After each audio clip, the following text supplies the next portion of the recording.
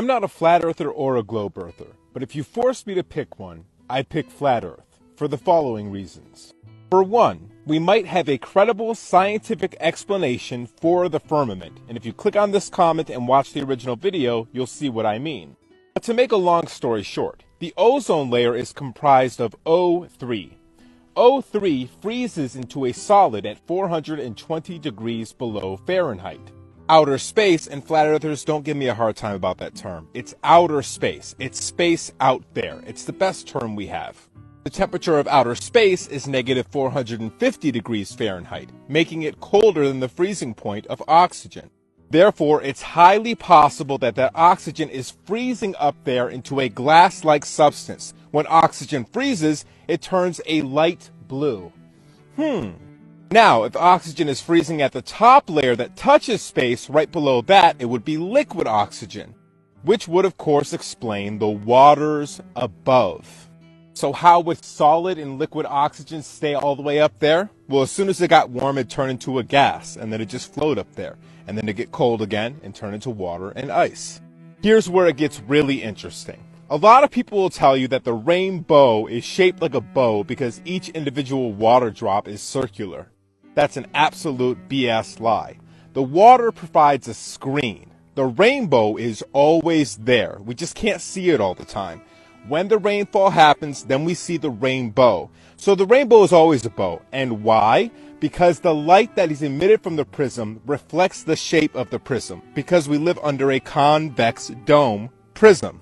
Now, if you subscribe to the idea that the ice wall is all around the outside edges of the Earth, again, it would explain it connecting to the frozen firmament. When we get to the edge, we get to the coldest place, out in outer space. And why is it so cold?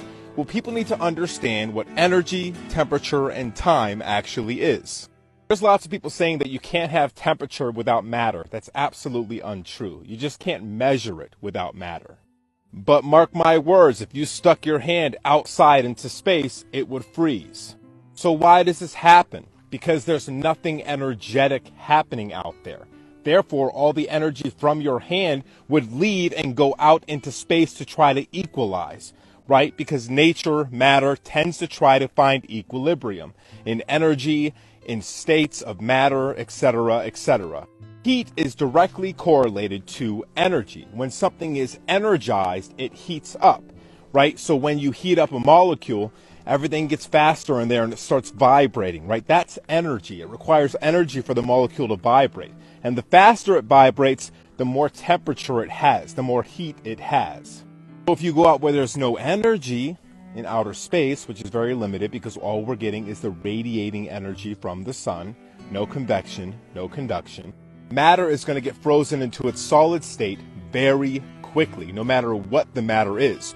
All matter freezes into a solid state at 0 degrees Kelvin. Outer space is 5 degrees Kelvin. You only need 5 more degrees to be at absolute zero. And what happens at absolute zero? Time stops. Literally. Time doesn't exist. Because what is time? Well, time is a construct created by human beings. And we use measurement devices to measure time.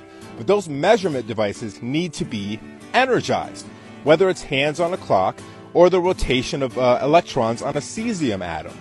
That requires energy to keep it into a cyclic state. It requires that energy. If there's no energy, if there's no temperature, then time doesn't pass. Interestingly enough, heaven is thought to be a timeless place. Well, technically, if heaven is outside of this firmament plane that we exist on, that it is in fact timeless if it gets to that place where there's no temperature.